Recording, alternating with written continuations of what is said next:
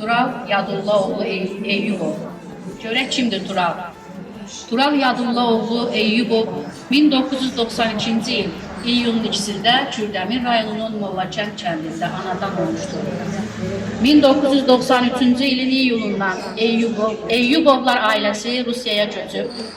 Tural 1998-2005-ci illərdə Rusiyada təhsil almışdır.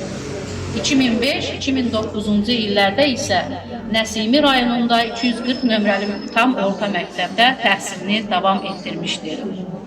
2009-2013-cü illərdə Bakı Dövlət Universitetinin Tətbiqi Riyaziyyat Fakültəsində ali təhsil alıb. Ailəli idi.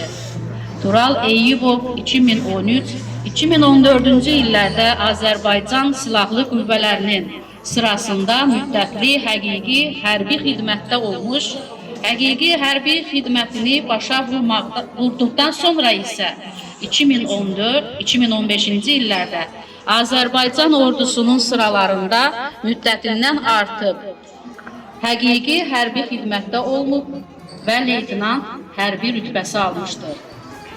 Turalı hamı vətənpərvər gənc kimi tanıyırdı.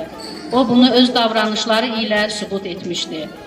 Tural həyatının ən əziz və ən məsuliyyətli günündə ailə həyatı qurarkən toyunda Azərbaycan bayrağına sarılmışdı.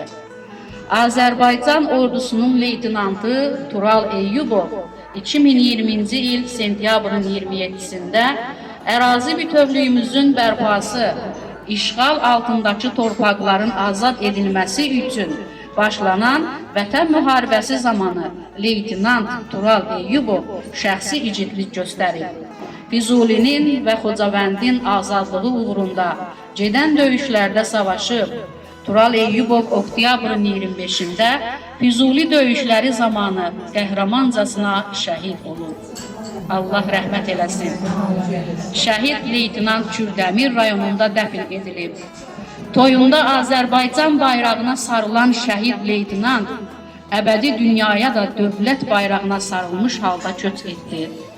Azərbaycanın ərazi bütövlüyünün təmin edilməsi uğrunda döyüş əməliyyatlarına qatıldığı və hərbi hissə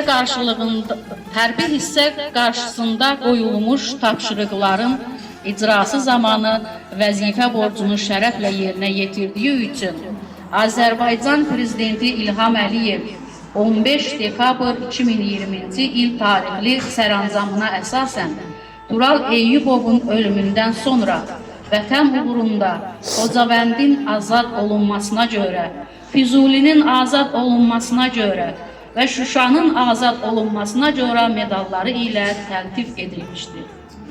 Vətən üçün yola düşən Tural anasına belə demişdi: "Oğlum olsa adını Hüseyin, qızım olsa Məryəm qoyun." Şəhadətindən 8 ay sonra Məryəm qızımız dünyaya gəldi. Ailəsinə Turaldan yadigar bir Məryəm qaldı. Cənnət ətirli şəhidimiz, ata və anası balaca Məryəmdən şəhidimizin qoxusunu alırlar. Allah rəhmət eləsin. Allah Turalın timsalında olan bütün şəhidlərimizə rəhmət eləsin. Onların qarşısında baş əyilir. Onların ruhunun şad olmasından yana Peyğəmbər və Ali Peyğəmbərə səlavat.